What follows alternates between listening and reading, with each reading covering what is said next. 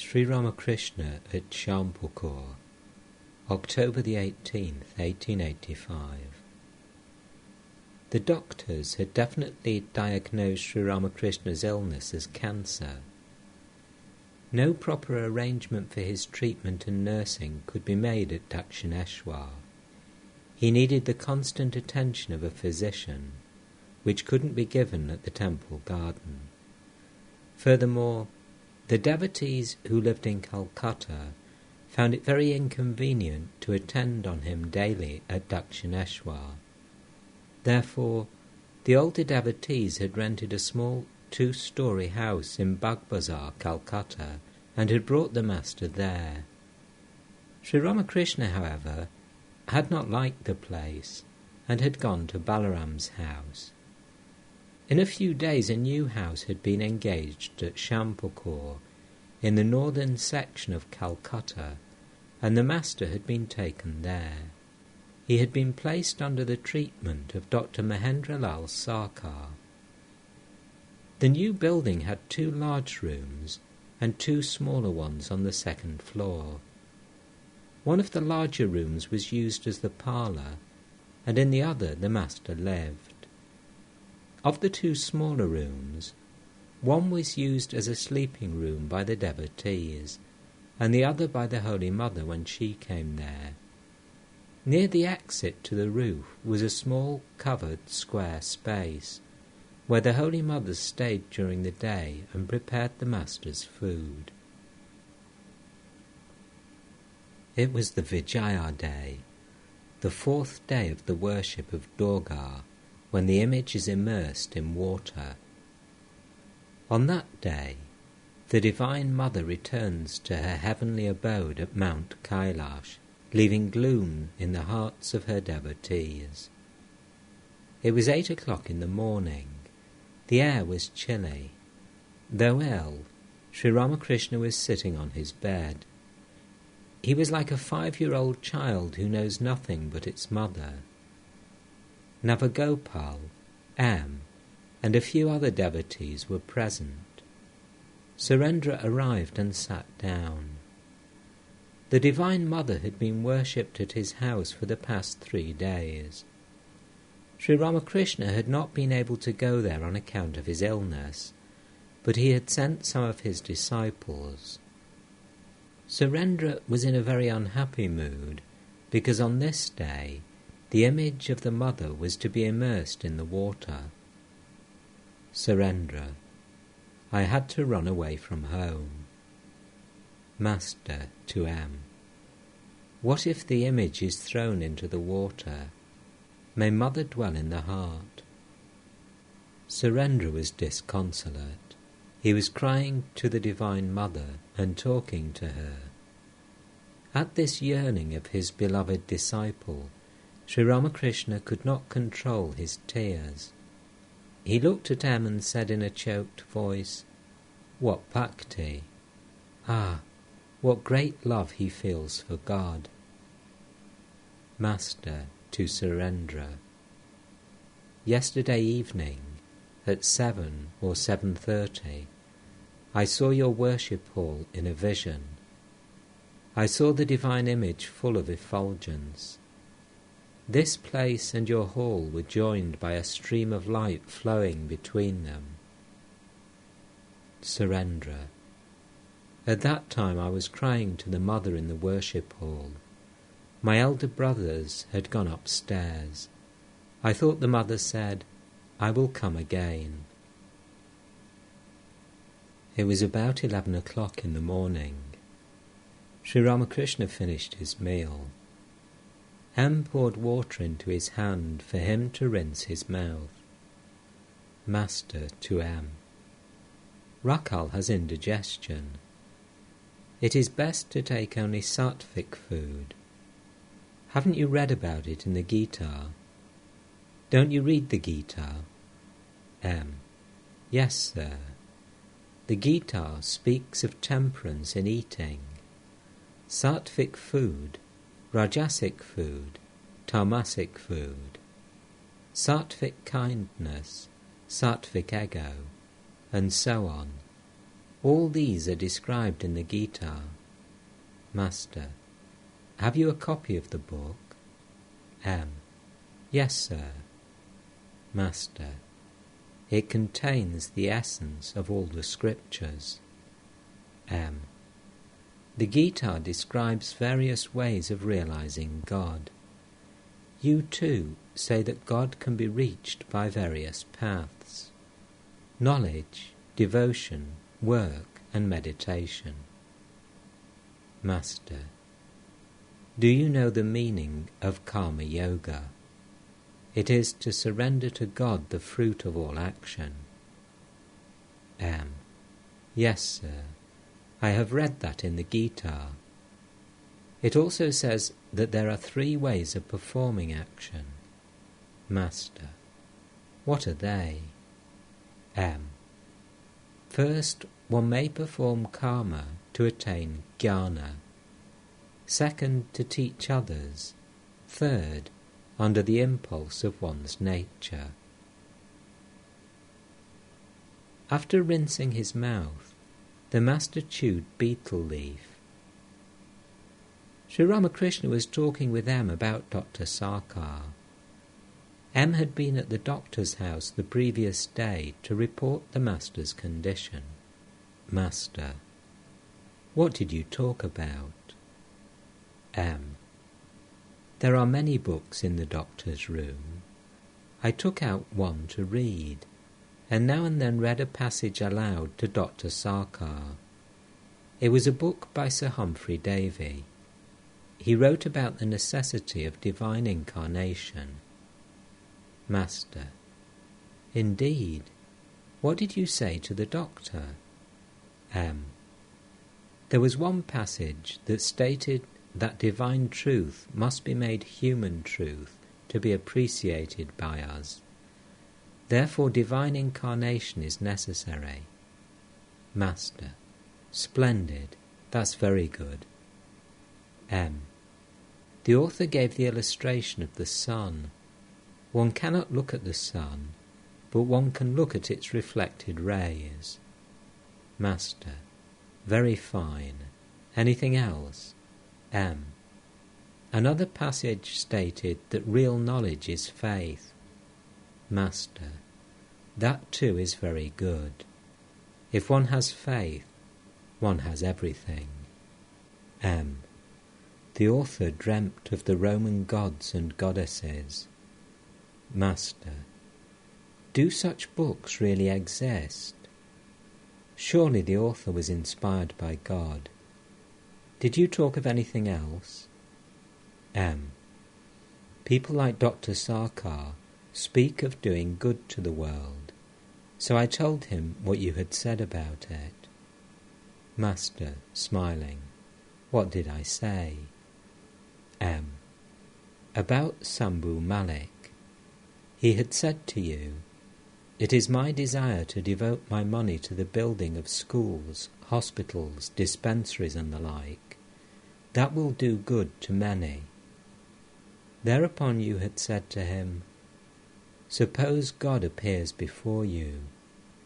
Will you then ask him to build schools, hospitals and dispensaries? I told the doctor another thing. Master: those who are born to do work belong to a different class. What else did you say?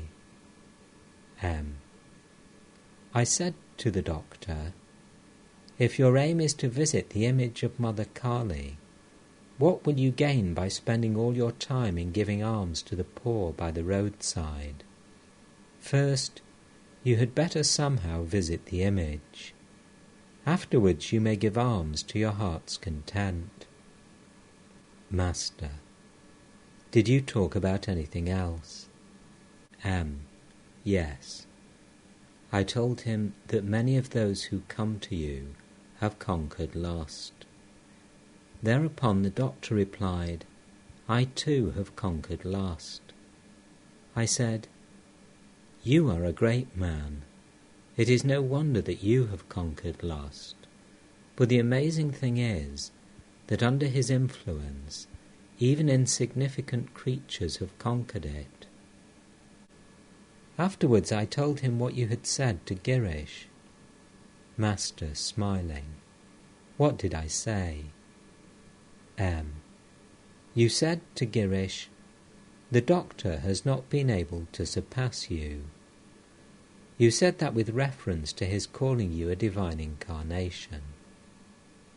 Master, discuss the doctrine of divine incarnation with Dr. Sarkar. He who liberates others is an incarnation of God. The scriptures speak of 10, of 24, and also of innumerable incarnations. M. Dr. Sarkar is keenly interested in Girish Ghosh. He always asks me whether Girish has given up drinking. He keeps a sharp eye on him. Master, did you tell Girish about that? M. Yes, sir, I did. And I also told him about giving up drinking. Master, what did he say? M. He said, since you all say so, I take your words as the words of the Master himself, but I won't promise anything. Master, joyously, Kalipada told me that he had altogether given up drinking. It was afternoon. Dr. Sarkar arrived, accompanied by his son Amrita and Hem. Narendra and other devotees were present. Sri Ramakrishna was talking aside to Amrita. He asked him, do you meditate? He further said to him, do you know what one feels in meditation? The mind becomes like a continuous flow of oil. It thinks of one object only, and that is God. It does not think of anything else. Sri Ramakrishna was talking to the devotees. Master, to the doctor, your son does not believe in the incarnation of God. That's all right. It doesn't matter if he doesn't believe in it. Your son is a nice boy. Why shouldn't he be? Does a mango tree of the fine Bombay variety ever bear sour mangoes? How firm his faith in God is. That man is a true man whose mind dwells on God. He alone is a man whose spiritual consciousness has been awakened and who is firmly convinced that God alone is real and all else illusory. He does not believe in divine incarnation. But what does that matter? It is enough if he believes that God exists, and that all this universe and its living beings are the manifestations of his power, like a rich man and his garden.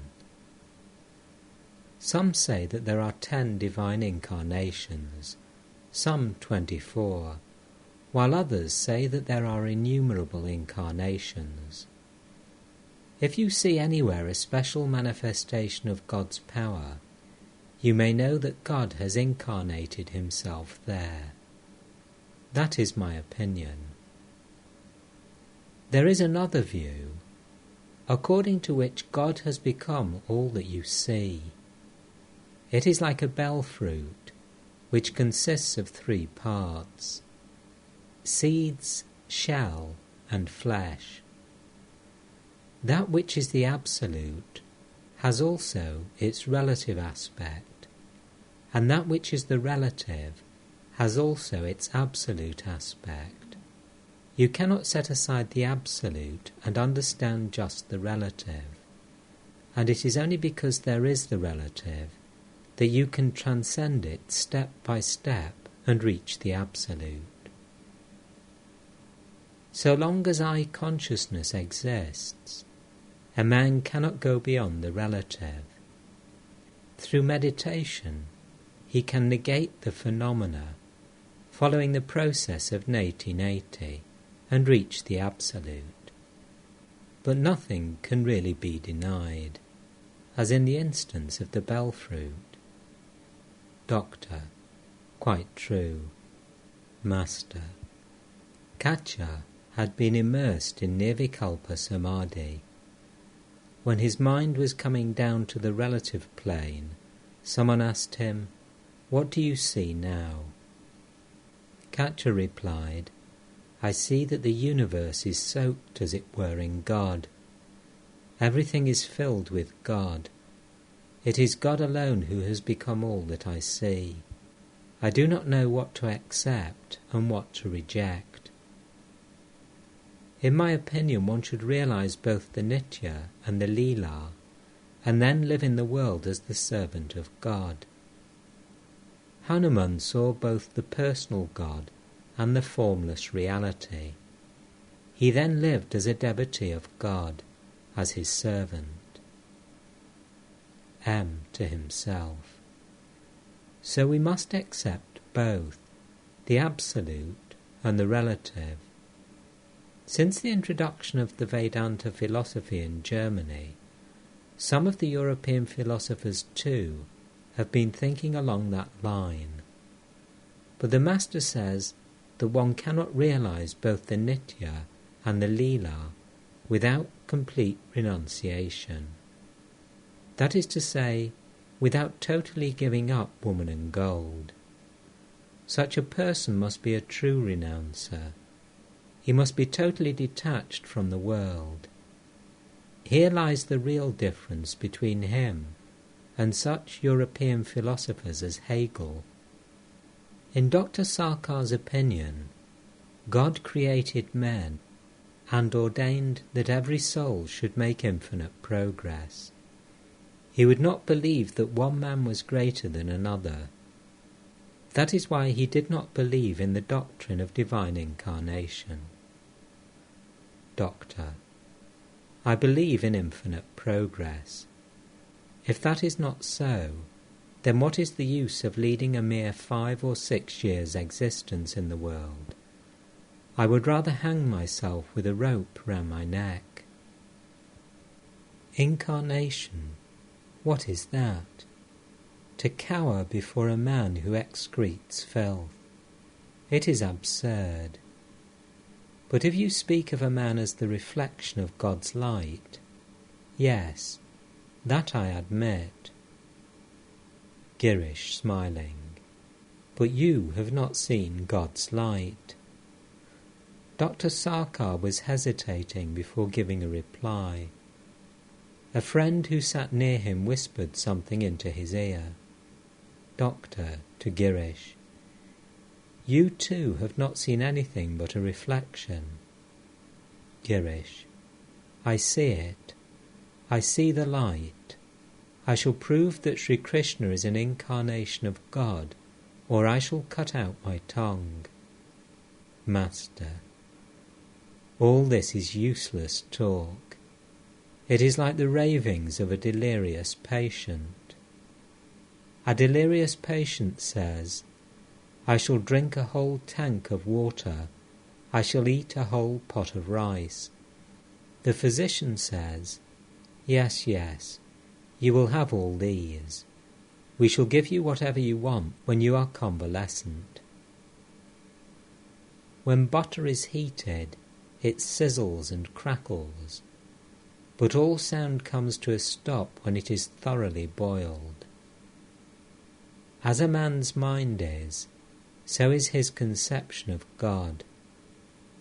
I have seen in rich men's houses portraits of the Queen and other aristocrats, but the devotees keep in their houses pictures of gods and goddesses.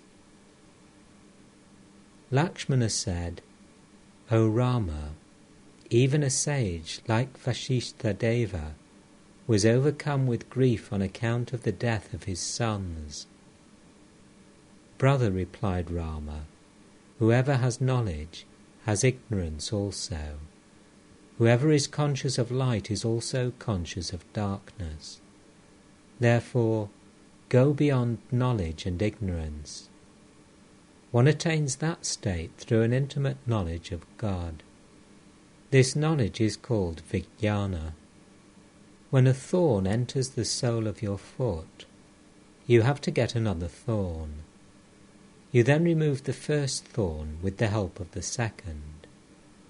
Afterwards you throw away both. Likewise, after removing the thorn of ignorance with the help of the thorn of knowledge, you should throw away the thorns of both knowledge and ignorance. There are signs of perfect knowledge. One is that reasoning comes to an end.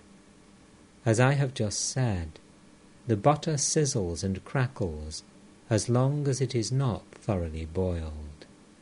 Doctor: But can one retain perfect knowledge permanently? You say that all is God. Then why have you taken up this profession of a Paramahamsa? And why do these people attend on you? Why don't you keep silent? Master, smiling: Water is water, whether it is still or moves or breaks into waves. I must tell you something else. Why should I not listen to the Mahut Narayana? The Guru had taught his disciple that everything was Narayana. A mad elephant was coming toward the disciple, but he didn't move away, since he believed the Guru's words. He thought that the elephant was Narayana. The Mahut shouted to him, "Get away, get away," but the disciple did not move. The elephant picked him up and threw him to the ground. The disciple was not quite dead. When his face was sprinkled with water, he regained consciousness. Being asked why he had not moved away, he said, "Why should I? The Guru said, everything is Narayana." "But my child," said the Guru, "why didn't you listen to the words of the Mahut Narayana? It is God who dwells within as the pure mind and pure intelligence. I am the machine, and he is its operator. I am the house, and he is the indweller. It is God who is the Mahut Narayana." Doctor: Let me ask you something. Why do you ask me to cure your illness? Master: I talk that way as long as I'm conscious of the jar of the ego. Think of a vast ocean filled with water on all sides. A jar is immersed in it.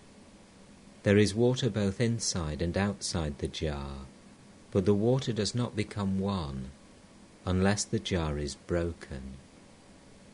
It is God who has kept this jar of the ego in me. Doctor: What is the meaning of ego and all that you're talking about? You must explain it to me. Do you mean to say that God is playing tricks on us? Girish: Sir, how do you know that he is not playing tricks? Master, smiling: It is God who has kept this ego in us.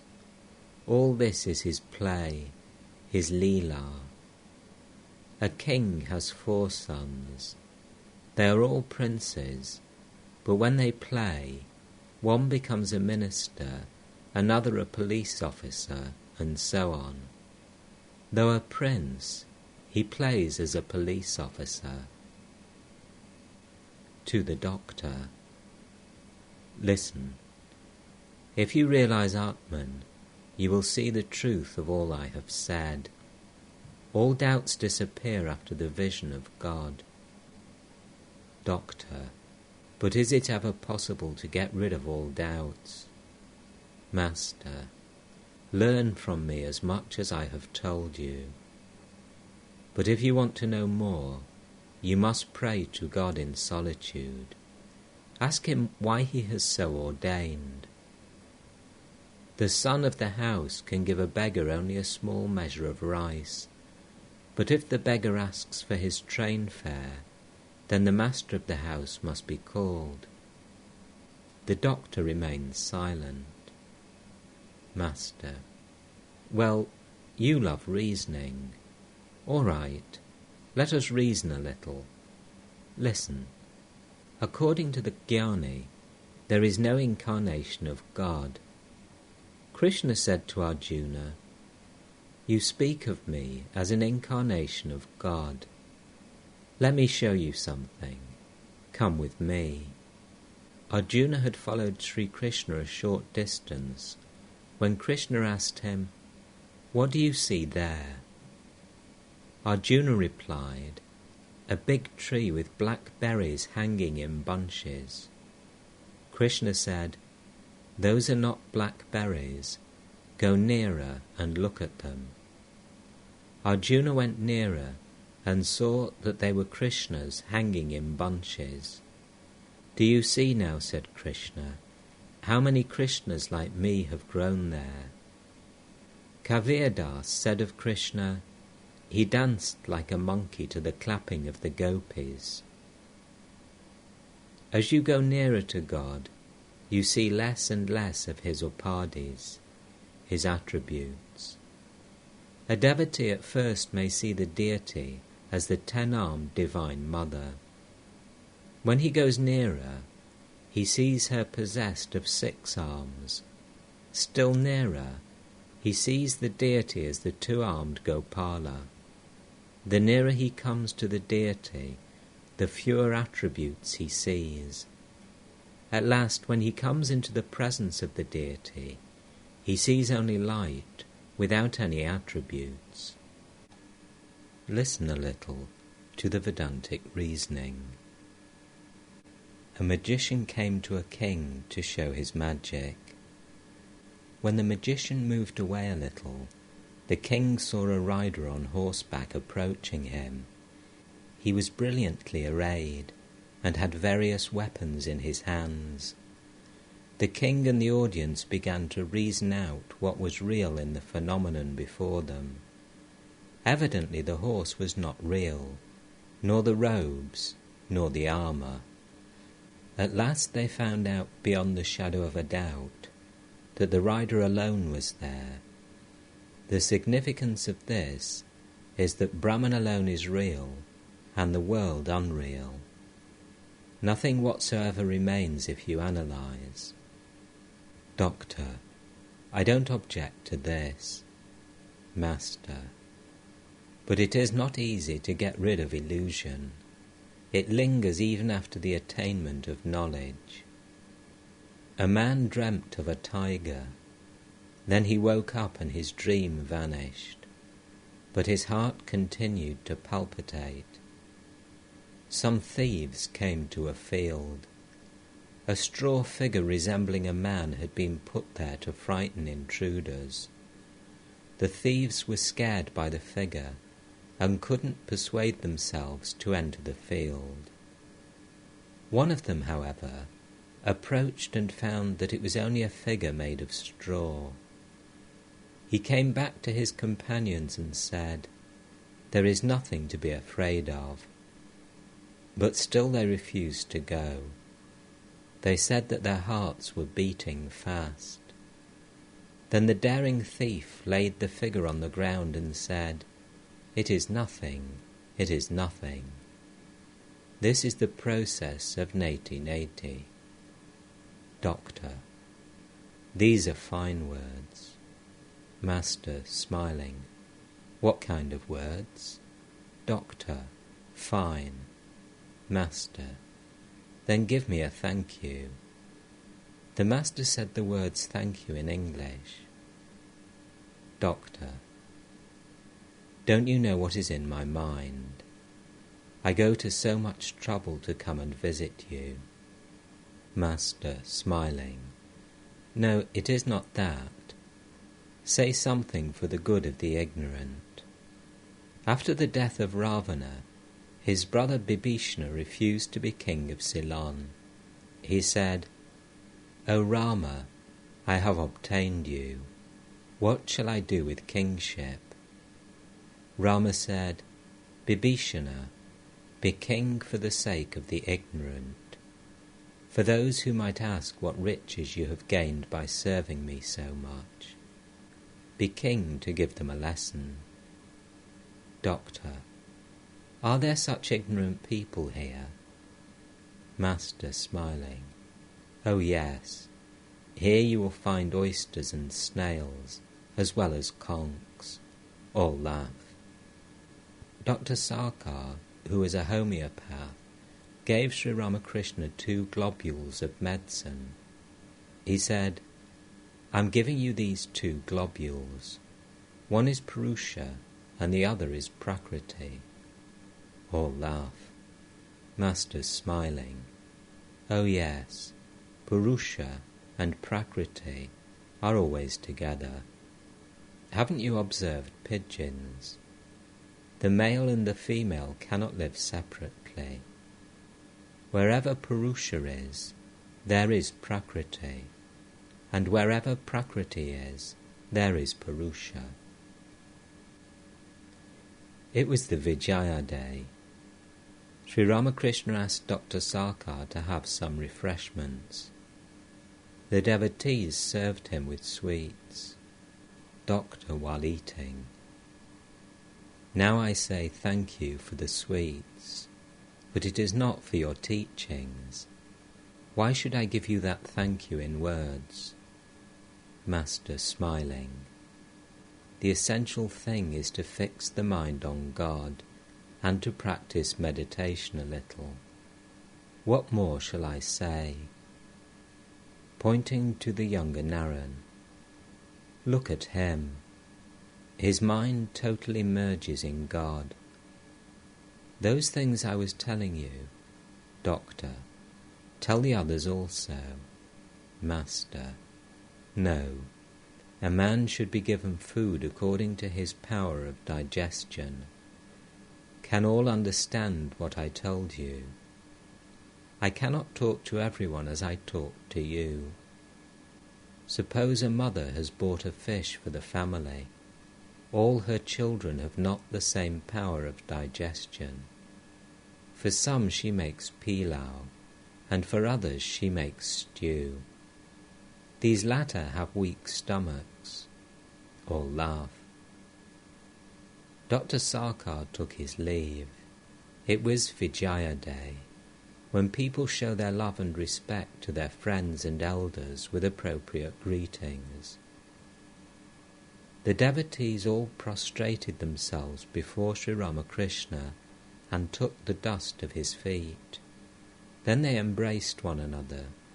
Their joy knew no bounds. The Master was seriously ill, but he made them all forget about his illness.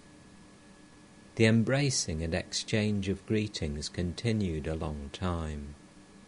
The devotees also took light refreshments.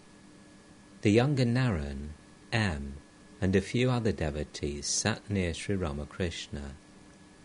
The Master talked to them joyfully. He spoke of Dr. Sarkar. Master, I shall not have to tell him very much. When the trunk of a tree is cut almost to the other side, the cutter steps aside. A little later the tree falls down of itself. The younger Naren smiling. Here everything is principle. Master to M. The doctor has already changed a great deal, hasn't he? M. Yes, sir. When he comes here he loses his wits. He never talks about medicine. When we remind him of it he says, "Oh yes, yes, I shall have to give the medicine." Some of the devotees were singing in the parlour. They returned to the Master's room. Sri Ramakrishna said, "I heard your music, but why did you make mistakes in the rhythm? I once heard of a man who was adept in discord. You sang like him." All laughed. A young man, a relative of the younger Naren, arrived. He was bespectacled and foppishly dressed. Sri Ramakrishna spoke to the younger Naren. Master, you see, a young man was going along the road. He had put on a pleated shirt, and how he strutted. Now and again he would display the shirt by removing his scarf, and then look around to see if anyone was admiring him. But when he walked, you could see that he was knock-kneed. All laugh.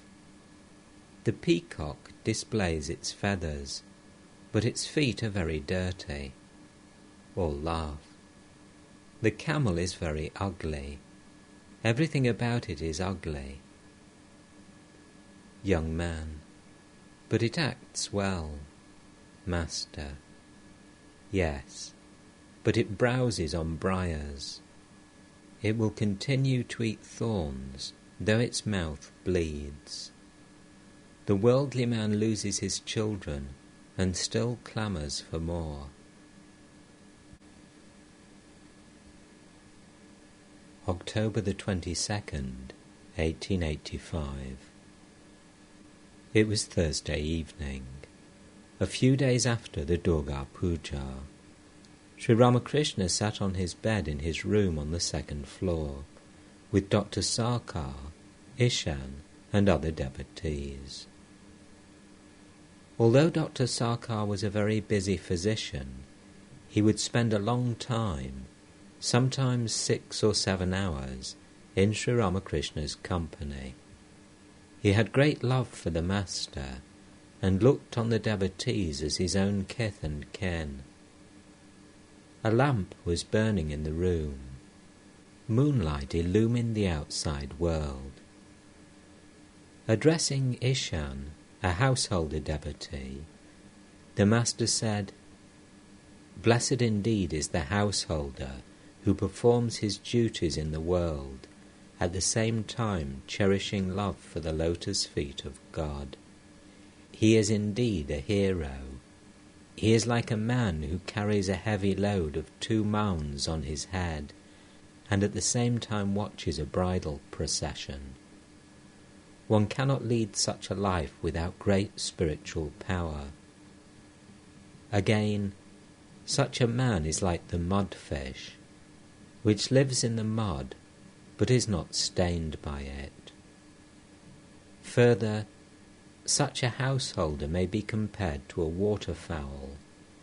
It is constantly diving under water, yet, by fluttering its wings only once, it shakes off all trace of wet. But a man must practice some spiritual discipline in order to be able to lead a detached life in the world. It is necessary for him to spend some time in solitude, be it a year, 6 months, 3 months, or even 1 month.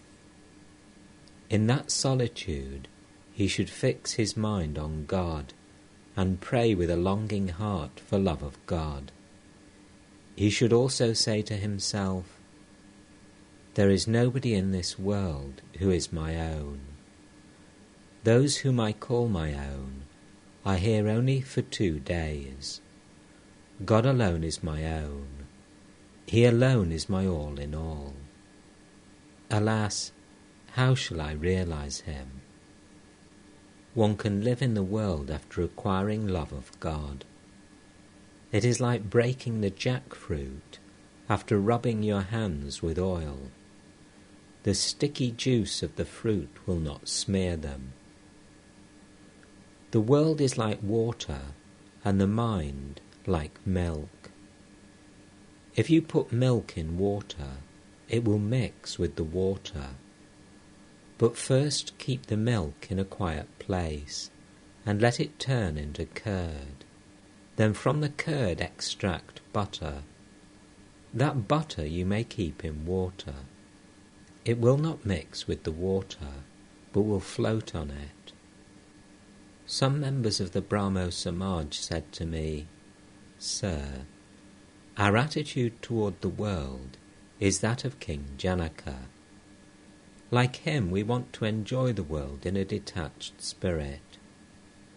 I said to them, "To live in the world in a detached spirit is very difficult. By merely saying so, you cannot be a King Janaka.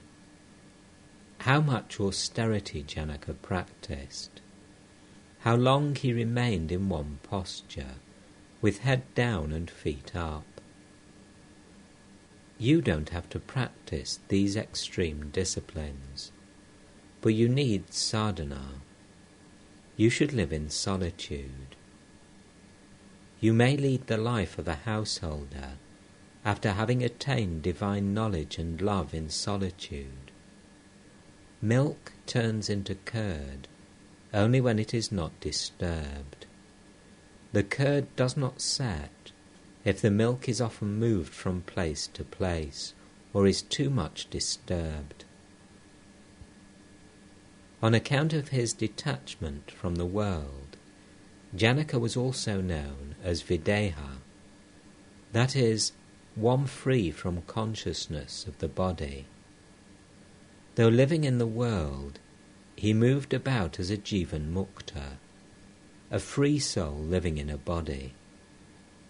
But for most people, freedom from body consciousness is something very far off. Intense spiritual discipline is necessary. Janaka was a great hero.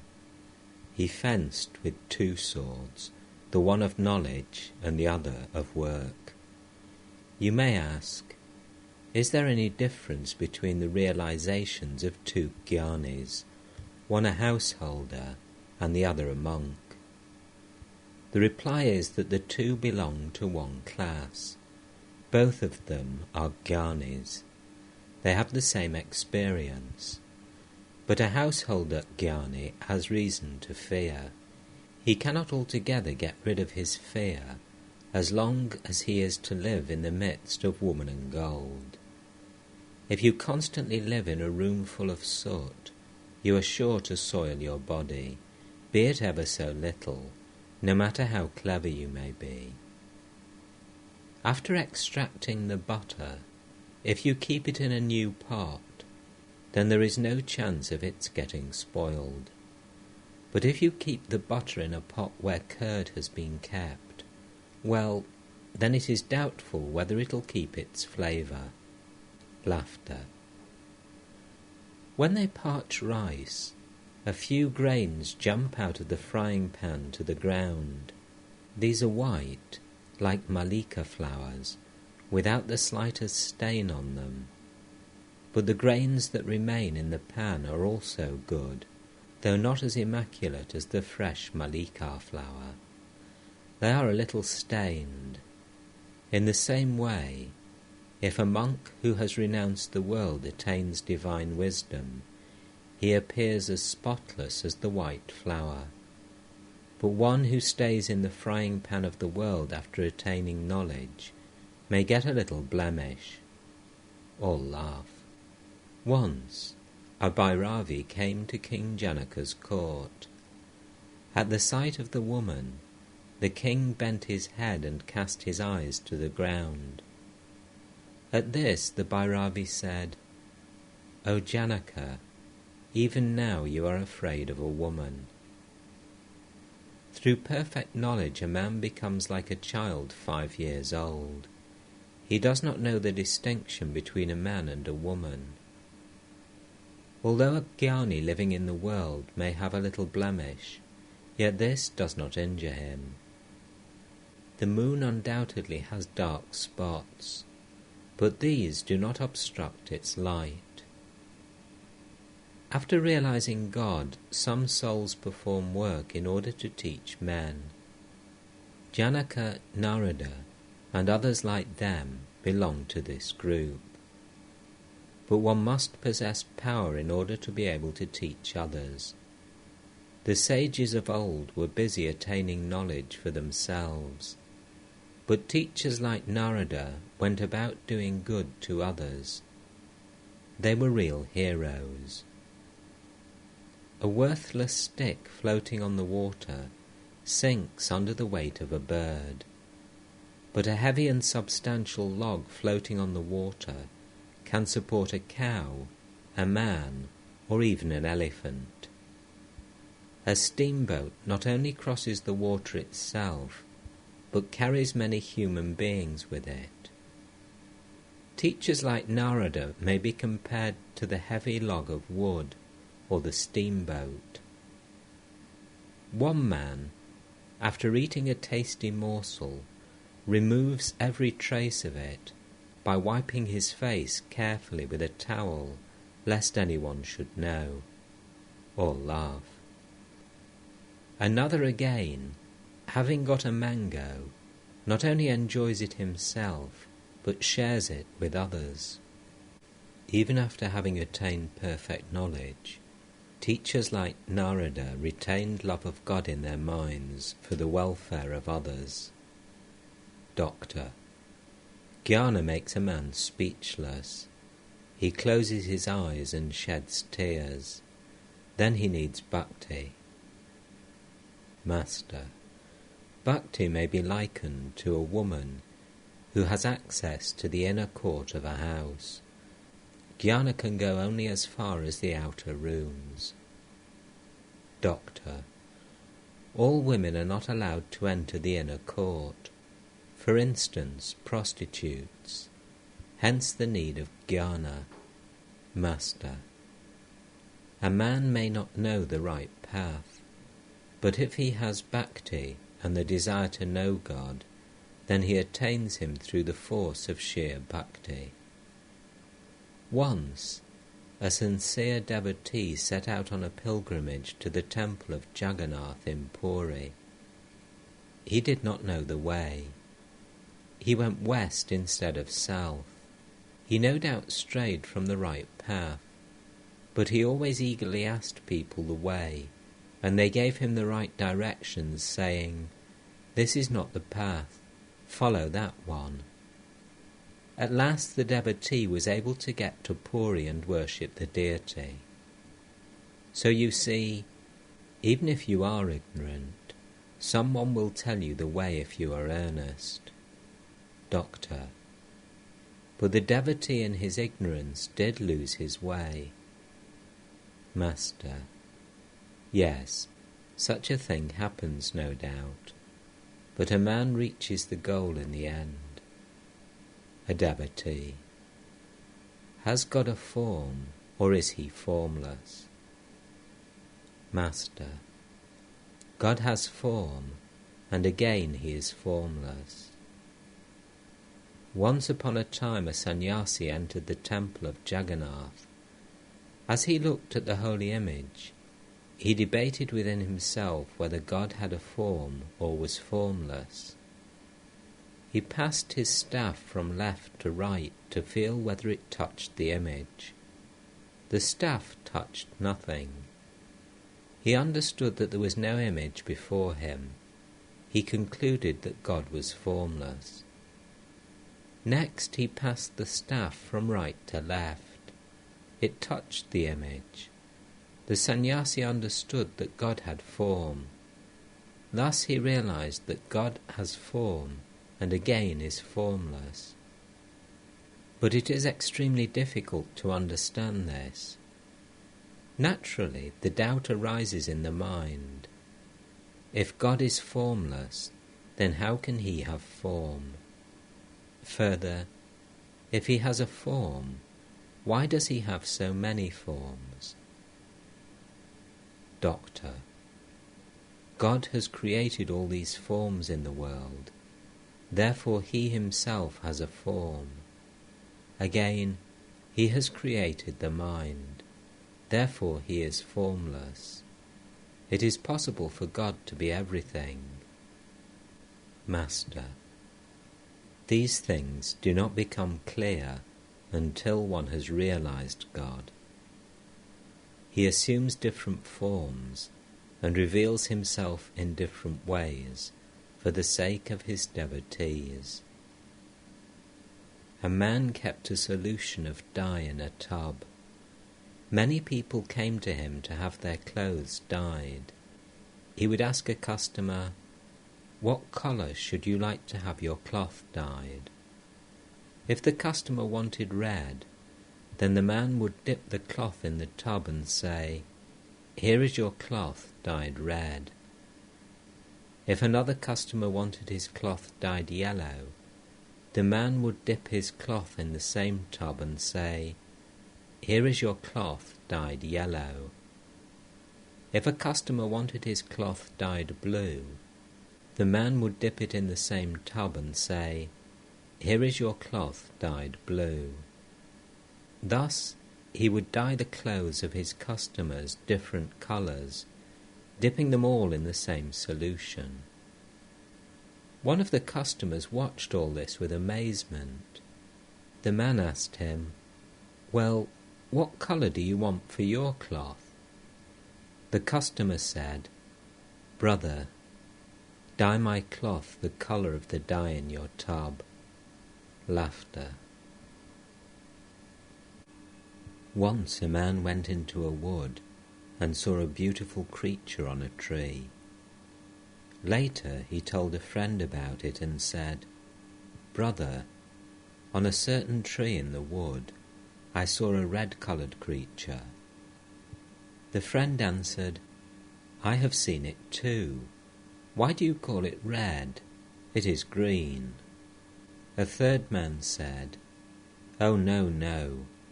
Why do you call it green? It is yellow." Then other persons began to describe the animal variously, as violet, blue, or black.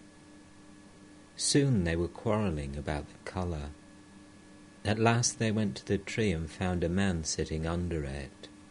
In answer to their question he said, "I live under this tree, and know the creature very well. What each of you has said about it is true. Sometimes it is red, sometimes green, sometimes yellow, sometimes blue, and so forth and so on. Again, sometimes I see that it has no colour whatsoever." Only he who constantly thinks of God can know his real nature. He alone knows that God reveals himself in different forms and different ways, that he has attributes, and again has none. Only the man who lives under the tree knows that the chameleon can assume various colours, and that sometimes it remains colourless. Others, not knowing the whole truth, quarrel among themselves and suffer. Yes, God has form, and again he has none. Do you know how it is? Brahman, existence, knowledge, bliss absolute, is like a shoreless ocean. In the ocean, visible blocks of ice are formed here and there by intense cold. Similarly, under the cooling influence, so to speak, of the bhakti of its worshippers, the infinite transforms itself into the finite and appears before the worshipper as God with form. That is to say, God reveals himself to his bhaktas as an embodied person. Again, as on the rising of the sun the ice in the ocean melts away, so, on the awakening of jnana, the embodied God melts back into the infinite and formless Brahman.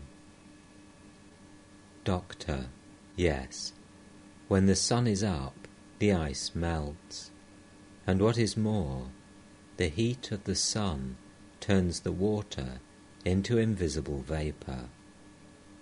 Master, yes, that is true. As a result of the discrimination that Brahman alone is real and the world illusory, the aspirant goes into samadhi. Then for him, the forms or attributes of God disappear altogether. Then he does not feel God to be a person. Then he cannot describe in words what God is. And who will describe it? He who is to describe does not exist at all. He no longer finds his I. To such a person, Brahman is attributeless.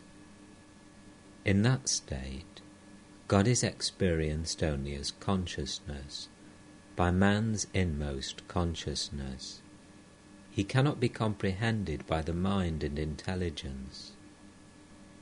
Therefore, people compare bhakti, love of God, to the cooling light of the moon, and jnana, knowledge, to the burning rays of the sun. I have heard that there are oceans in the extreme north and extreme south, where the air is so cold that it freezes the water into huge blocks of ice here and there. Ships cannot move there, they are stopped by the ice. Doctor: then in the path of bhakti, the aspirant meets with obstacles. Master: yes, that is true, but it does not cause the devotee any harm. After all, it is the water of the ocean of Brahman, existence, knowledge, bliss absolute, that is frozen into ice. It will not injure you if you continue to reason, saying, for instance, that Brahman alone is real and the world illusory. This reasoning will awaken in you jnana, which, like the sun, will melt the ice of the divine forms back into the infinite ocean of Brahman, existence, knowledge, bliss absolute. In the samadhi that comes at the end of reasoning and discrimination, no such thing as I exists, but it is extremely difficult to attain it. I consciousness lingers so persistently. That is why a man is born again and again in this world. The cow suffers so much because she says, Hamba, Hamba, that is, I. She is yoked to the plough all day long, rain or shine, or she is slaughtered by the butcher. But even that doesn't put an end to her misery. The cobbler tans her hide to make shoes from it. At last the carder makes a string for his bow from her entrails, and uses the string in carding. Then it says, Tuhu, Tuhu, that is, thou, thou. Only then does the cow's suffering come to an end. Likewise, only when a man says, Not I, I am nobody. O Lord, thou art the doer, and I am thy servant. Thou art the master. Is he freed from all sufferings? Only then is he liberated. Doctor: but one must fall into the hands of the carder. All laugh. Master: if this ego cannot be got rid of, then let the rascal remain as the servant of God. All laugh. A man may keep this ego even after attaining samadhi. Such a man feels either that he is the servant of God or that he is a lover of God. Shankaracharya retained the ego of knowledge to teach men spiritual life. The servant ego, the knowledge ego, or the devotee ego may be called the ripe ego. It is different from the unripe ego, which makes one feel, I am the doer, I am the son of a wealthy man, I am learned, I am rich. How dare anyone slight me? A man with an unripe ego cherishes such ideas. Suppose a thief has entered such a man's house and stolen some of his belongings. If the thief is caught, all the articles will be snatched away from him. Then he will be beaten. At last he will be handed over to the police. The owner of the stolen goods will say, What? This rogue doesn't know whose house he has entered. After realizing God, a man becomes like a child 5 years old. The ego of such a man may be called the ego of a child, the ripe ego.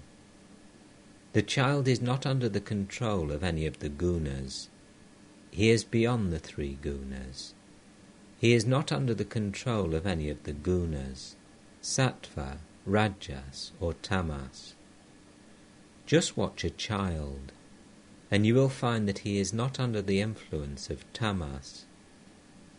One moment he quarrels with his chum, or even fights with him, and the next moment he hugs him, shows him much affection, and plays with him again. He is not even under the control of rajas. Now he builds his playhouse, and makes all kinds of plans to make it beautiful, and the next moment he leaves everything behind and runs to his mother.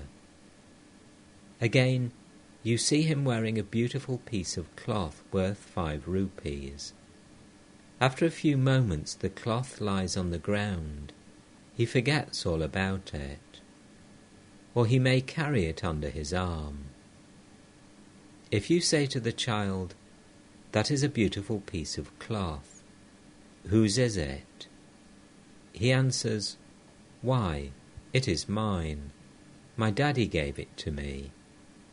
You may say, "My darling, won't you give it to me?"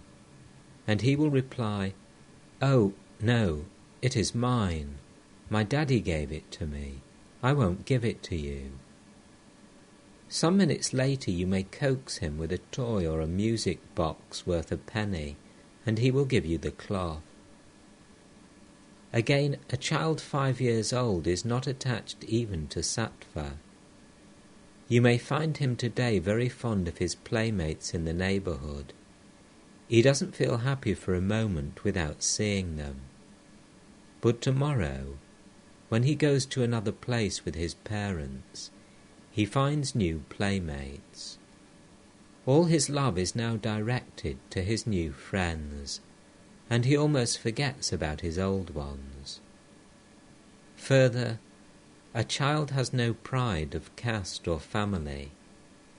If his mother says to him about a certain person, "This man is your elder brother," he believes this to be 100% true. One of the two may have been born in a Brahmin family, and the other may belong to a low caste, say that of the blacksmiths, but they will take their meal from the same plate. A child is beyond all ideas of purity and impurity. He is not bound by social conventions. He does not hesitate to come out naked before others. Then there is an ego of old age. Dr. Sarkar laughs. An old man has many shackles: caste, pride, shame, hatred, and fear. Furthermore, he is bound by the ideas of worldly cleverness, calculating intelligence, and deceit. If he is angry with anybody, he cannot shake it off easily. Perhaps he keeps the feeling as long as he lives. Again, there is the ego of scholarship and the ego of wealth. The ego of old age is an unripe ego. To the doctor, there are a few men who cannot attain knowledge of God.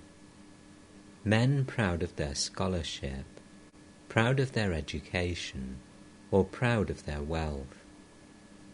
If you speak to such people about a holy man and ask them to visit him, they make all kinds of excuses and will not go. But in their heart of hearts they think, "Why? We are big people ourselves. Must we go and visit someone else?" A characteristic of tamas is pride. Pride and delusion come from tamas. It is said in the Purana that Ravana had an excess of rajas, Kumbhakarna of tamas, and Bibhishana of sattva. That is why Bibhishana was able to receive the grace of Rama. Another characteristic of tamas is anger. Through anger one loses one's wits, and cannot distinguish between right and wrong. In a fit of anger, Hanuman set fire to Lanka without thinking for a moment that the fire might also burn down the hut where Sita lived. Still another feature of tamas is lust. Girindra Ghosh of Paturyagatha once remarked, "Since you cannot get rid of your passions, your lust, your anger, and so on, give them a new direction. Instead of desiring worldly pleasures, desire God. Have intercourse with Brahman. If you cannot get rid of anger, then change its direction. Assume the tamasic attitude of bhakti and say, 'What? I have repeated the hallowed name of Durga, and shall I not be liberated? How can I be a sinner any more? How can I be bound any more?' If you cannot get rid of temptation, direct it toward God. Be infatuated with God's beauty. If you cannot get rid of pride, then be proud to say that you are the servant of God. You are the child of God. Thus turn the 6 passions toward God." Doctor: It is very hard to control the sense organs. They are like restive horses, whose eyes must be covered with blinkers. In the case of some horses, it is necessary to prevent them from seeing at all. Master: A man need not fear anything, if but once he receives the grace of God, if but once he obtains the vision of God, if but once he attains self-knowledge. Then the 6 passions cannot do him any harm. Eternally perfect souls like Narada and Prahlada did not take the trouble to put blinkers on their eyes. The child who holds his father's hand while walking along the narrow balk in the paddy field may loosen his hold in a moment of carelessness and slip into the ditch. But it is quite different if the father holds the child's hand. Then the child never falls into the ditch. Doctor: But it is not proper for a father to hold his child by the hand. Master: It is not quite like that. Great sages have childlike natures. Before God they are always like children. They have no pride. Their strength is the strength of God, the strength of their Father. They have nothing to call their own. They are firmly convinced of that. Doctor: Can you make a horse move forward without first covering his eyes with blinkers? Can one realize God without first controlling the passions? Master: What you say is according to the path of discrimination. It is known as Jnana Yoga. Through that path too one attains God. The Jnanis say that an aspirant must first of all purify his heart. First he needs spiritual exercises, then he will attain knowledge. But God can also be realized through the path of devotion. Once the devotee develops love for the lotus feet of God and enjoys the singing of his name and attributes, he does not have to make a special effort to restrain the senses. For such a devotee, the sense organs come under control of themselves. Suppose a man has just lost his son and is mourning his death. Can he be in a mood to quarrel with others that very day, or enjoy a feast in the house of a friend? Can he that very day show his pride before others, or enjoy sense pleasures? If the moth discovers light, can it remain in darkness any longer? Doctor with a smile: Of course it cannot. It would rather fly into the flame and perish. Master: Oh no, that's not so. A lover of God doesn't burn himself to death like a moth. The light to which he rushes is like the light of a gem. That light is brilliant, no doubt, but it is also cooling and soothing. That light does not scorch his body. It gives him joy and peace. One realizes God by following the path of discrimination and knowledge. But this is an extremely difficult path. It is easy enough to say such things as, I am not the body, mind, or intellect. I am beyond grief, disease, and sorrow. I am the embodiment of existence, knowledge, bliss, absolute. I am beyond pain and pleasure. I am not under the control of the sense organs. But it is very hard to assimilate these ideas and practice them. Suppose I see my hand cut by a thorn and blood gushing out. Then it is not right for me to say, why, my hand is not cut by the thorn. I am all right.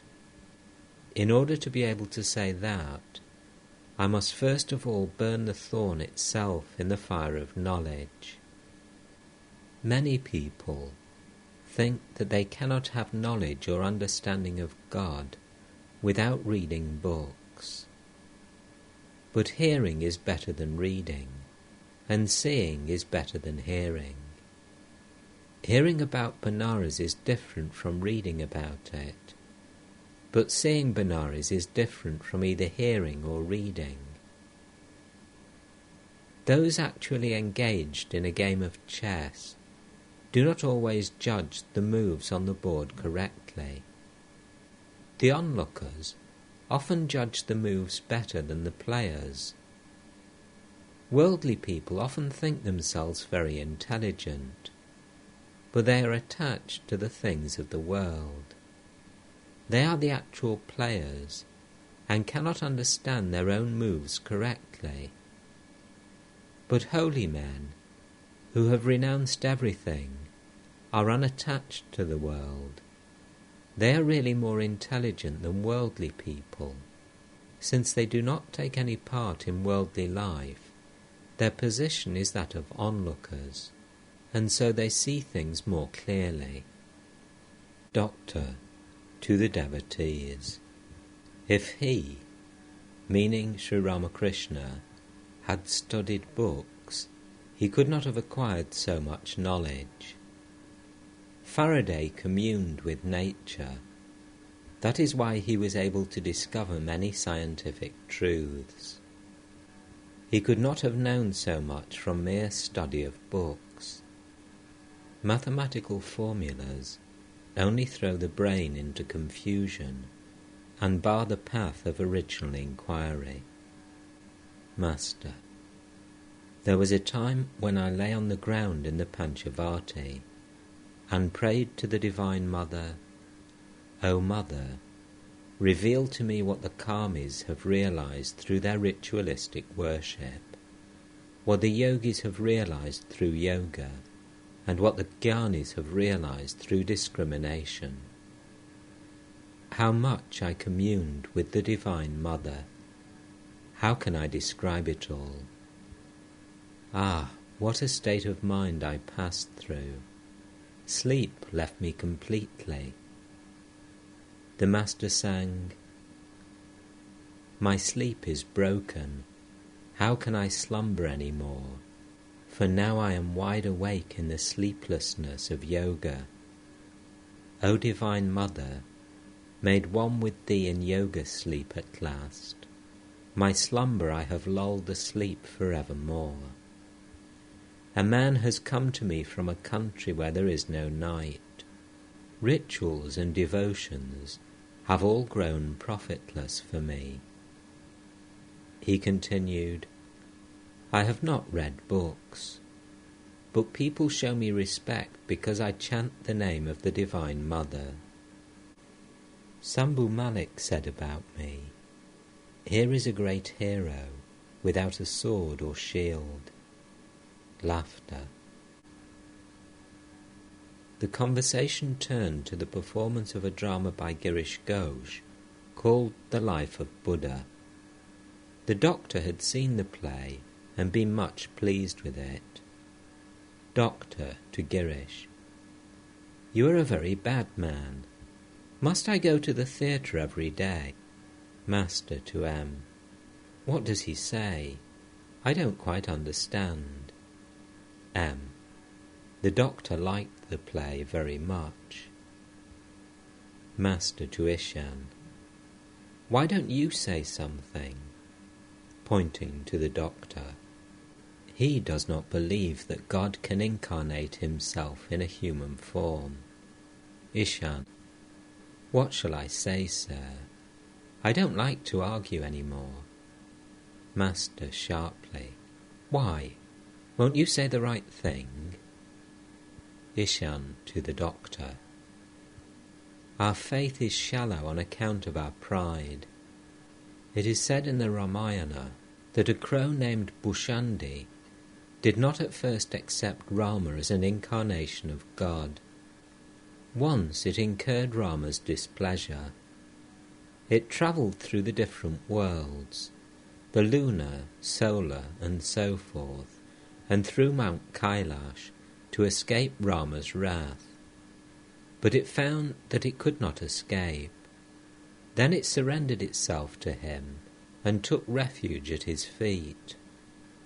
Rama took the crow in his hand and swallowed it. Thereupon the crow found that it was seated in its own nest in a tree. After its pride had thus been crushed, the bird came to realize that though Rama looked like any other man, yet he contained in his stomach the entire universe: sky, moon, sun, stars, oceans, rivers, men, animals, and trees. Master to the doctor: "It is very difficult to understand that God can be a finite human being and at the same time the all-pervading soul of the universe. The absolute and the relative are his two aspects. How can we say emphatically with our small intelligence that God cannot assume a human form? Can we ever understand all these ideas with our little intellect? Can a one-seer pot hold 4 seers of milk? Therefore, one should trust in the words of holy men and great souls, those who have realized God. They constantly think of God as a lawyer of his lawsuits. Do you believe in the story of the crow Bhushandi?" Doctor: "I accept as much as I want to. All difficulties come to an end if only God reveals his true nature to the seeker. Then there can be no confusion. How can I accept Rama as an incarnation of God? Take the example of his killing Vali, the monkey chieftain. He hid himself behind a tree like a thief and murdered Vali. This is how a man acts, and not God." Girish: "But sir, such an action is possible only for God." Doctor: "Then take the example of his sending Sita into exile." Girish: "This too, sir, is possible only for God, not for man." Ishan to the doctor: "Why don't you believe in the incarnation of God? Just now you said that God has form since he has created all these forms, and that God is formless since he has created the mind, which is without form. A moment ago you said that everything is possible for God." Master laughing: "It is not mentioned in his science that God can take human form, so how can he believe it? All laugh. Listen to a story. A man said to his friend, "I have just seen a house fall down with a terrific crash." Now, the friend to whom he told this had received an English education. He said, "Just a minute, let me look it up in the newspaper." He read the paper, but could not find the news of a house falling down with a crash. Thereupon he said to his friend, "Well, I don't believe you. It isn't in the paper, so it is all false." All laugh. Girish to the doctor. You must admit that Krishna is God. I will not let you look on him as a mere man. You must admit that he is either God or a demon. Master. Unless a man is guileless, he cannot so easily have faith in God. God is far, far away from the mind seeped in worldliness. Worldly intelligence creates many doubts and many forms of pride, pride of learning, wealth, and the rest. Pointing to the doctor. But he is guileless. How guileless Keshab Sen was. One day he visited the Kali temple at Dakshineshwar. At about 4 p.m, he went around to the guest house where the poor are fed and asked when the beggars would be fed. He didn't know that it was too late in the day for the feeding of the poor. As a man's faith increases, so does his knowledge of God. The cow that discriminates too much about food gives milk in driblets, but the cow that gulps down everything, herbs, leaves, grass, husks, straw, gives milk in torrents. All laugh. God cannot be realized without childlike faith. The mother says to her child, pointing to a boy, "He is your elder brother." And the child at once believes that the boy is 100% his brother. Again, the mother says that a bogeyman lives in a certain room, and the child believes 100% that the bogeyman lives in the room. God bestows his grace on the devotee who has this faith of a child. God cannot be realized by the mind steeped in worldliness. Doctor to the devotees. It is not right, however, to make the cow yield milk by feeding her all sorts of things. One of my cows was fed that way. I drank its milk, and the result was that I became seriously ill. At first, I was at a loss to know the cause. After much inquiry, I found out that the cow had been given the wrong things to eat. I was in a great fix. I had to go to Lucknow for a change to get rid of the illness. I spent 12,000 rupees. Roars of laughter. It is very difficult always to find out the precise relationship between cause and effect. A child of 7 months in a wealthy family had an attack of whooping cough. I was called in for consultation. Even after much effort, I could not find out the cause of the illness.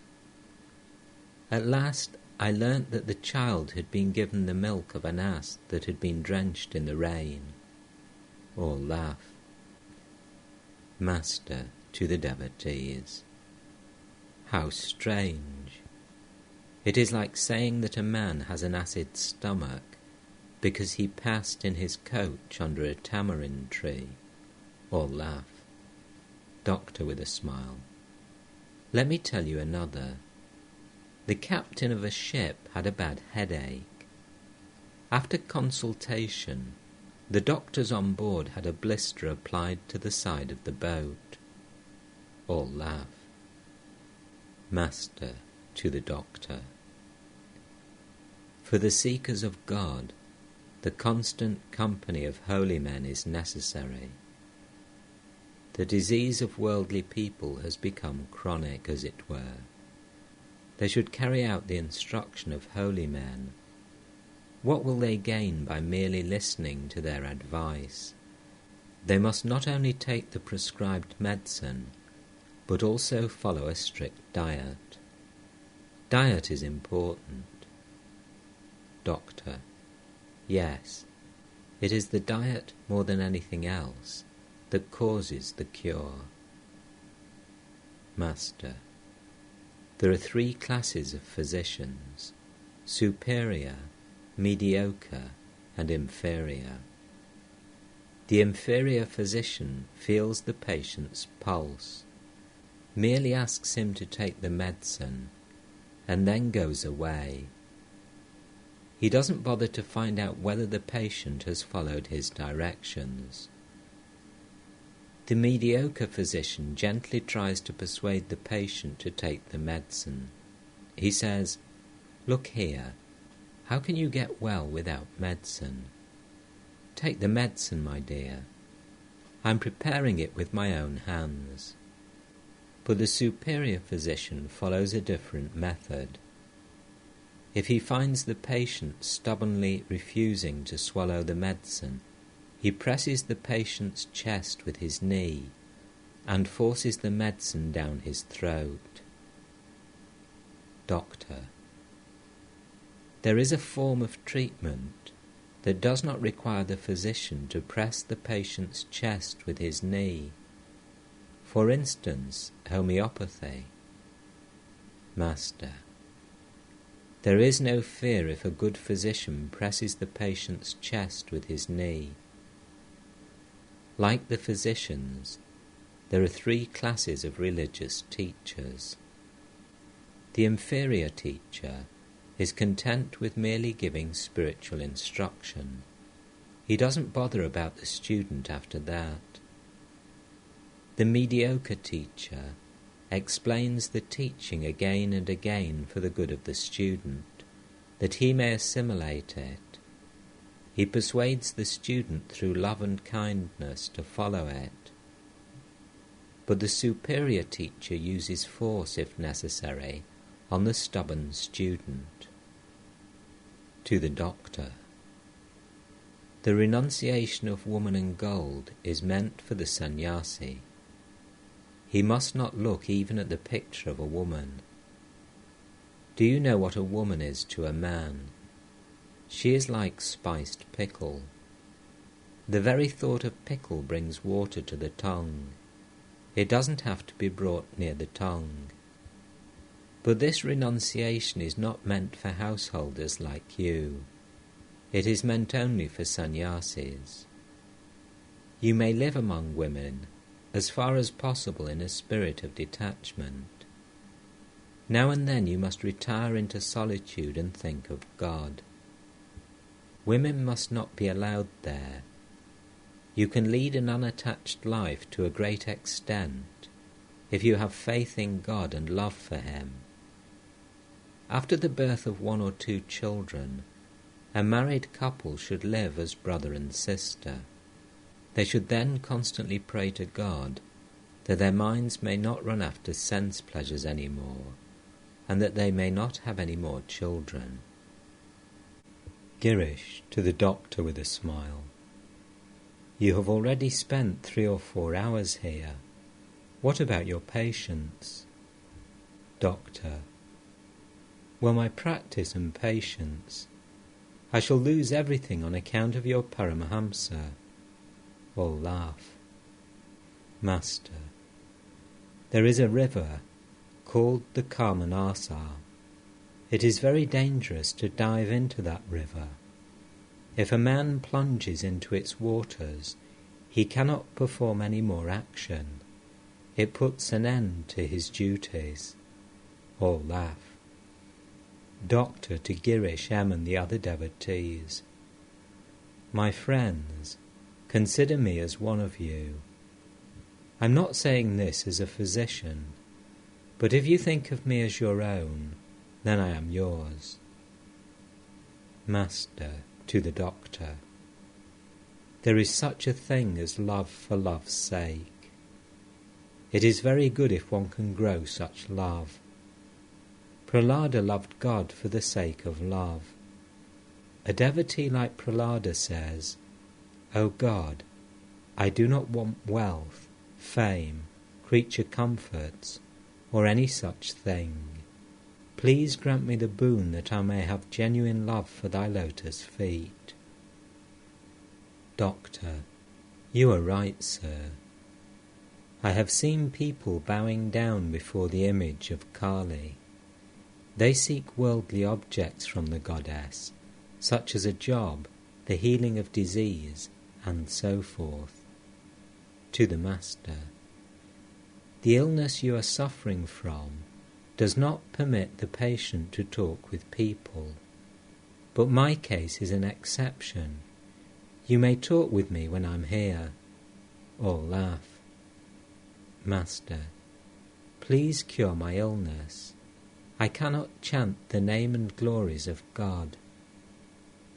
Doctor, meditation is enough. Master, what do you mean? Why should I lead a monotonous life? I enjoy my fish in a variety of dishes. Curried fish, fried fish, pickled fish, and so forth. Sometimes I worship God with rituals. Sometimes I repeat His name. Sometimes I meditate on Him. Sometimes I sing His name and glories. Sometimes I dance in His name. Doctor, neither am I monotonous. Master, your son Amrita does not believe in the incarnation of God. What is the harm in that? One realizes God, even if one believes Him to be formless. One also realizes God if one believes that God has form. Two things are necessary for the realization of God: faith and self-surrender. Man is ignorant by nature. Errors are natural to him. Can a one-seer pot hold 4 seers of milk? Whatever path you may follow, you must pray to God with a restless heart. He is the ruler of the soul within. He will surely listen to your prayer if it is sincere. Whether you follow the ideal of the personal God or that of the impersonal truth, you will realize God alone, provided you're restless for Him. A cake with icing tastes sweet whether you eat it straight or sidewise. Your son Amrita is a nice boy. Doctor, he is your disciple. Master with a smile. There is not a fellow under the sun who is my disciple. On the contrary, I am everybody's disciple. All are the children of God. All are His servants. I too am a child of God. I too am His servant. Uncle Moon is every child's uncle.